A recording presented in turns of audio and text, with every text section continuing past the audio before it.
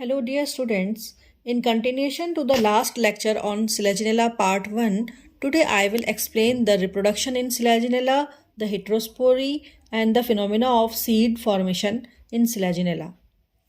So, heterospory in Selaginella. Heterospores means two types of spores or two different dissimilar spores either in size or in sex. So, in Selaginella, the spores are of two types, both differ in sex as well as in size. One is microspore and other is megaspore. Microspore is a male gametophyte and megaspore is a female gametophyte. Microspores are produced large in number while megaspores are produced in less numbers.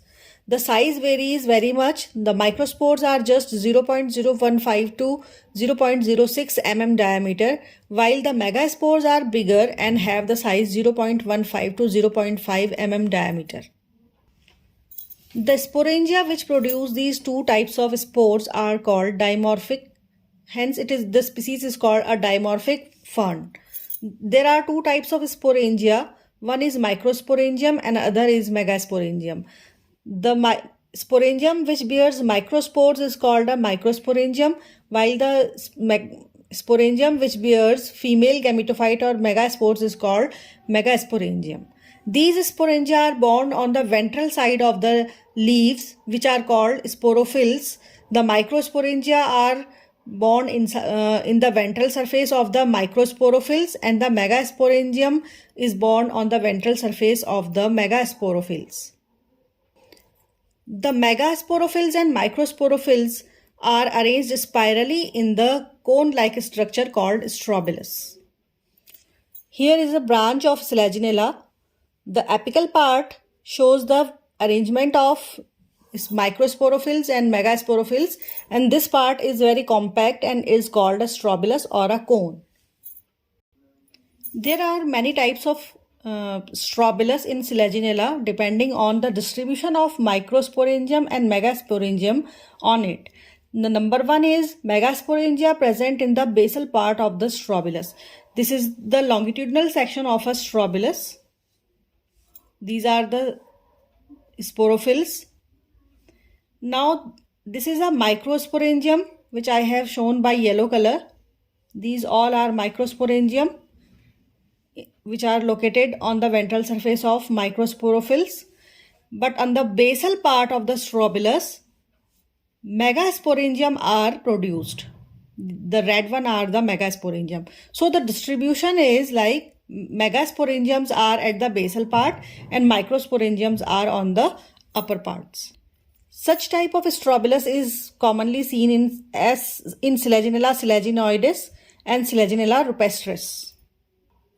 In Selaginella craussiana, there is a different type of strobilus.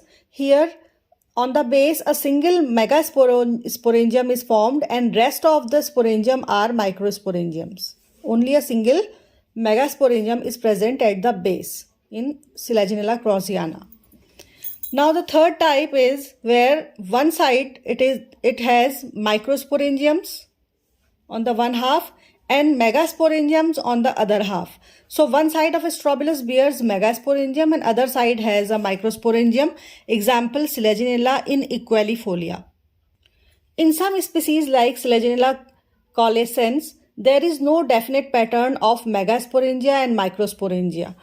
And in the fifth category, there are strobilus which are monosporangiate. That is, one of the strobilus bears only microsporangium and other strobilus bears only megasporangium.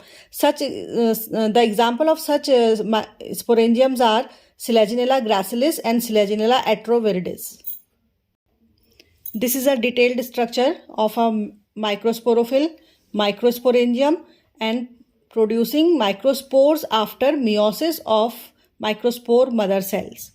This is the detailed diagram of a megasporophyll bearing a megasporangium and having spores called megaspores produced by the meiosis after the meiosis of megaspore mother cells.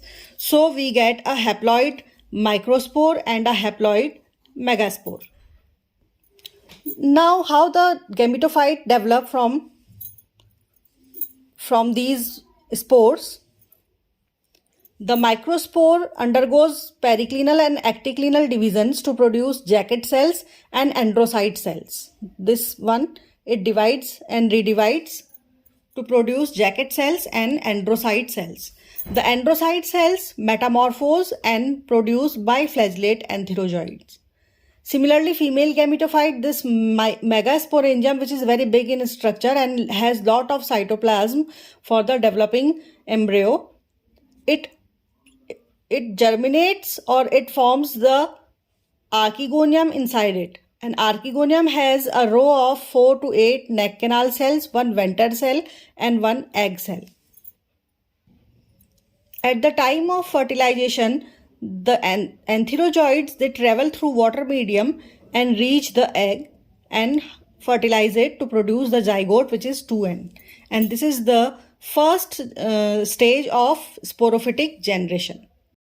In this way, alternation of generations from sporophyte to gametophyte and gametophyte to again a sporophyte takes place in Selaginella.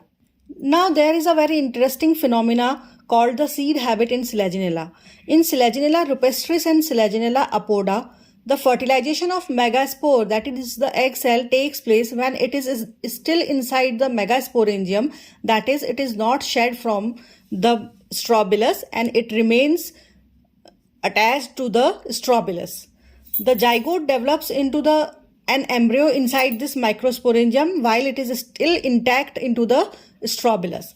It sheds when it acquires root, primary shoot of the young sporophyte. Now the zygote form when this megaspore sheds. It has already developed shoot and a primary rhizophore. Since this resembles like a seed having an embryo inside it, hence this is called the seed habit in Selaginella, which is a very evolutionarily an advanced feature in case of Selaginella. This seed habit is considered as a very advanced feature and is found in the advanced species like Selaginella rupestris and Selaginella apoda. Now in the next lectures we will study the stele of pteridophytes. Thank you.